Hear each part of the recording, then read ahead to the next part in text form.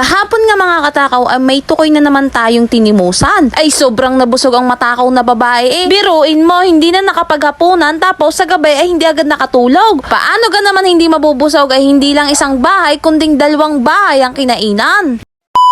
Kahapon nga mga katakaw ay naimbita ng matakaw na babae sa birthdayhan. Birthday nga pala ngayon ni Bentong kaya naisipan muna namin bumili ng soft drinks para naman hindi kahiya-hiya kapag kami ay pumunta doon. Alang lalamon lamang. Tapos basang-basa pa nga itong buhok ko kasi nga sa pagmamadali ko katapos ko lang maglaba sabay naligo. At yan nga nakarating na nga kami dito kay na Bentong. Sa pagbaba nga namin ay agad-agad sumalubong itong birthday boy kaya sinalubungan ko din siya ng birthday. Ay, Salamat!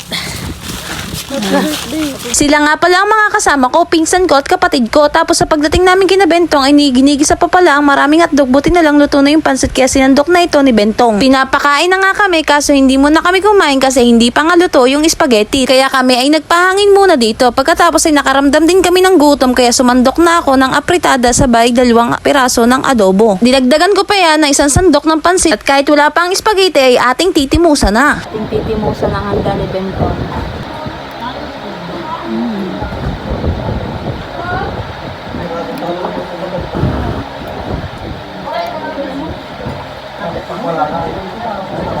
Habang nga ako ay kumakain ay napansin ko nga rin pamangkin ko ay manang-mana sa kanyang tiyahin. At maya-maya nga ay naihayin din ang paborito kong spaghetti. Kaya pinagpatuloy ko ang aking paglamon para masandok ko na spaghetti at maya-maya nga ay dumating din itong si Hudio TV na may dalawang soft drinks. At sa laki nga ng aking subo ay muntikan na ako mabiliukan kaya nga ako ay kumuha ng soft drinks at binuksan ko tapos napatulala na lang ako sa babaeng maganda ayun natapon ng soft drinks. Dahil nga sa gusto ko ng matimusan ng mainit na spaghetti ay dali ko nang inubos tong pansit para ako ay makabulos na at pagkatapos ko nga makakain yun bandali na ako sa pagkuha ng spaghetti.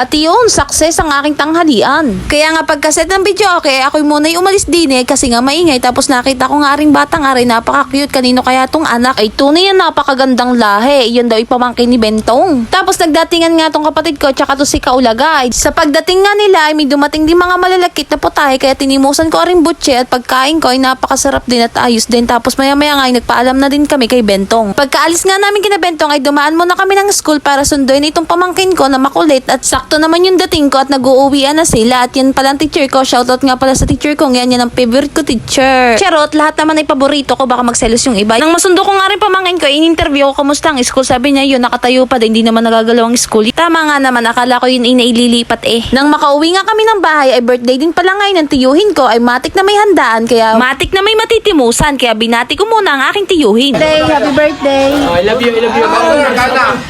Wala kayong dalawa. Mo talaga. Dalawang bahay nga Malangaw. Kain na. Kakain ka na naman. Sabi ko nga kumain. Kaya naman ang mga rin. Dalawang bahay. Padalawang bahay ka lang may pistahan eh. Chicken. At yun nga, biglang sumulpot nga rin pinsan ko na galing pa sa Batangas kaya hindi na ako nagpaligoy-ligoy pa. Sumandok na din ako ng palabok na paborito ko din. Isa din dito sa paborito ko. Kaya tandaan nyo, kapag ako na pumunta sa inyo, ay inyong ihanda yan. Mga katakaw, padalawang bahay. Happy birthday sa tito ko. Yan, shout out. Tito Levi's, yan, happy birthday. Ating timusa ng handa. Malapit lang ito sa amin mga katakaw.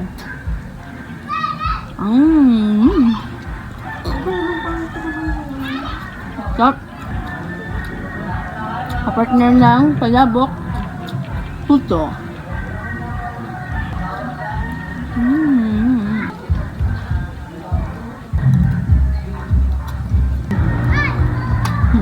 Habang nga ako'y kumakain, akala ko'y langaw-langan ng kukulit. Yung pala, pati bata sa likod ko may bulinggit. Siya nga pala yung pamangkin ko, nakasama ko kanina sa birthday ha. Nanghihingi siya ng pagkain pero wala naman siya magustuhan. Maya-maya, ayun, hinila na ulit ang kamay ko. Siguro sa mga oras na ito ay nakapag-desisyon na siya kung alin ang kukuhanin niyang pagkain. At ang wari ko, ang gusto niyang timusan ay yung bagkat sa Pilipit. Kaya yun, ibinigay ko nang hindi na siya manggulo sa pagkain ko. Maya-maya nga habang kumakain ako, ayan, nangungulit na naman siya. Kaya ibinigay ko ring makunat na pusit. pinipit para hindi na siya magpabalik-balik. At yun, makikita nyo nga dyan kung paano niyang inangat-ngat itong pusit na makunat. Kahit ako nahirapan din akong putulin yung pusit na yan. Ano ba naman yan? Ba't kasi hindi nalbusan ng ayos? Charot. Nga pala mga katakaw, dahil sa katakawan ko at dahil sa palabok na yan ay natinik pa ako. Grabe naman. Malagkit naman tayo mga katakaw.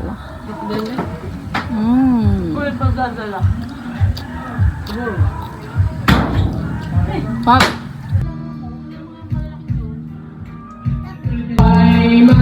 Takot daw. Takot boy. Sige, sige.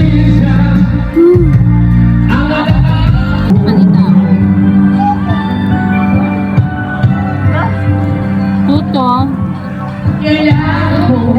At yun nga mga katakaw, kahit natiniknat lahat ay tuloy pa rin ang lamon ng matakaw na babaeng ito. Kaya hanggang dito na lang mga katakaw. Salamat sa inyong panonood. Bye-bye!